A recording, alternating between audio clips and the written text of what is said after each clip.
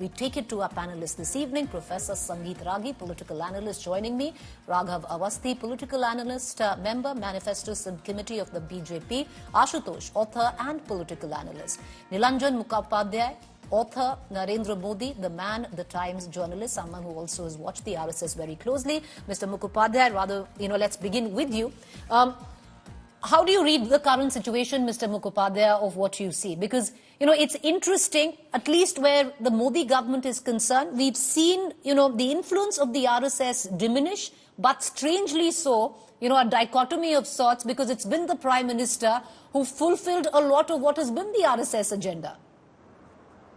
Yeah, there's definitely a lot of disquiet within the Sangh Parivar. Right through the campaign, there are two absolute realities which nobody can deny. One is that the BJP's performance has come down from what it was in 2019. And the second is that the famed door-to-door campaigning, which the RSS has always done, was not done in these elections. Instead, it was said, that instead of the door-to-door campaigning, the RSS actually held closed-door meetings. I really do not know, what was the efficacy of these closed-door meetings. But what we are seeing is not just one, but a series of statements and articles which have been written. First was Mr. Venkaiah Naidu, the former vice president. He made a statement saying that in this verdict, there is a very clear message. And talking about that, it is very important to articulate the sentiments of the poor. Now, obviously, the message is for somebody who has not done as well as was expected. So obviously, the message would be interpreted that it is for the BJP.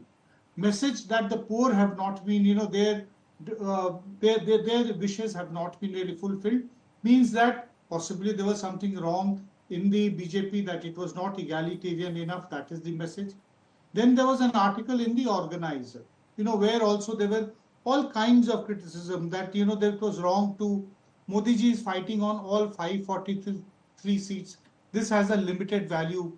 The idea became self-defeating when candidates were changed. There's a complaint against the local MPs, MLAs and ministers, that they are insensitive, they don't meet the cadre.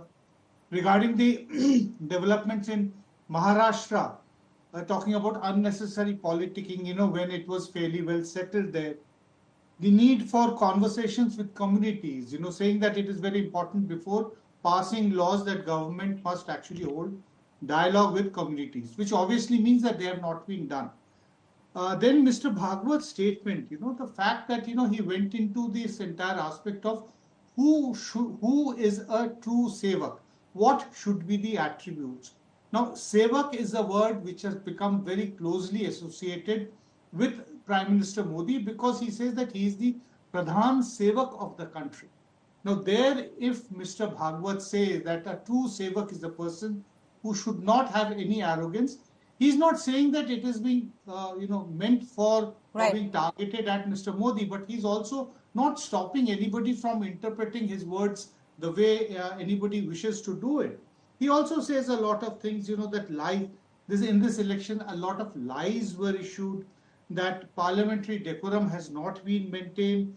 He's also saying elections is not a war, that the other side is not a virodhi, that is the word he used, and he uses a word for the opposition, that is pratipaksh, which is actually quite different. That it is, you have to assume that in every election, in every political contest, there will always be the other side. Whereas in the last few months, we have seen, complete negation of anybody disagreeing with the government, with the BJP, straight away being labeled as anti-national. So that is the interpretation which one can make. Right. Today's statement also, I think, statement and then backtrack. Obviously, there has been pressure to backtrack, and that is why it has been done. Ties between RSS is not heading for a complete, parting of ways. But there definitely are problems stemming essentially out of the fact that while Narendra Modi remains committed to the ideology of Hindutva and the Sangh Parivar, but as far as the functional style and the working ethos are concerned, he has outgrown that.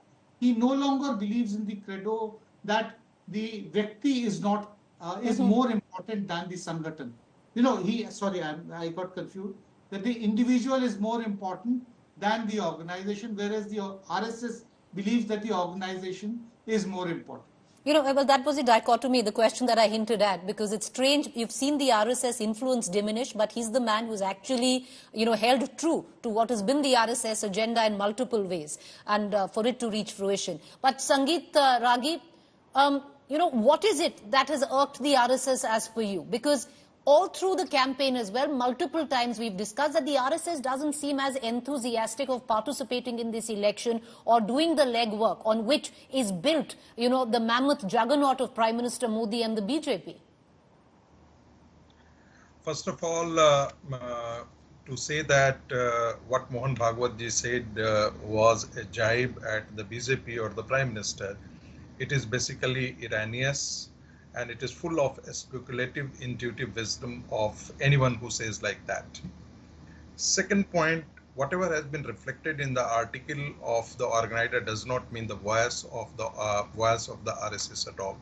Third, right from the beginning in the morning itself, I have been saying that Indresh ji is a senior functionary of the RSS, senior Sangh Sevak of the RSS, but his voice is not the voice of the RSS because he doesn't lead any of the important organizational structure of the RSS as such. He is the one who has been coordinating with the Rashtriya Muslim Manch, and he has been working with the Muslims who didn't vote in this election for the BJP at all. Anything. First of all, let me make it very clear that what RSS, the context is very important. He was addressing the Sangh Sevak, which were a part of the OTC program, Sangh Shiksha work. And therefore, there are lakhs of Seva works in this country, which are conducted by 69 constituent organizations of the RSS. RSS Banwasi Kalyan Ashram works in the 44,000 villages of the country. Similarly, Vishwa Hindi Parishad or Seva Bharati or Seva International or Bharatiya Mazdoor Sangh, take any organization, including Vishwa Hindu Parishad, we will be finding that the thousands and thousands of the Seva Prakalps are. So Sangh Pramukh speaks twice in a year. One at the time of, on the day of the Vijayadashmi, when RSS was constituted, and when the Sangh Sivir takes place, where it is in Nagpur, is very important place where the third year OTC, or right now it has been renamed as Sangh Sevak. So there he is addressing the Sangh Sevaks, and at the same time also bringing in certain questions which concerns all of us in the public life and also in political life. So why do we see that when opposition, he is defining opposition, why it should not be read that in West Bengal, the BJP workers and the RSS workers are being treated as enemy, they are being killed, their houses are being bombed. And why it should not be treated that it was aimed at those people who have... It's in the realms of speculation, Professor Ragi, and therefore let me ask you the second follow-up question. If you say that it was aimed at the opposition, then definitely Manipur cannot be aimed at the opposition, sir. Because the opposition has been very, very vocal when it comes down to Manipur. And for the RSS chief to bring Manipur into the picture, saying that Manipur is it's looking at peace, uski raha dekh raha hai, it's saying a bit, no? It's not a message, I would reckon, for the opposition. All right. Let me answer this question. Manipur, he certainly talked about, but let me make you very clear that Manipur has been, who inflamed Manipur? Is there no role of the other political parties? Who has been, bringing this kind of a conflict, ethnic conflicts in Manipur? Is it the BJP? No. Because the ST category status has been given to the people in the plain, and somebody what is the role of the child in the Manipur? You're saying that despite...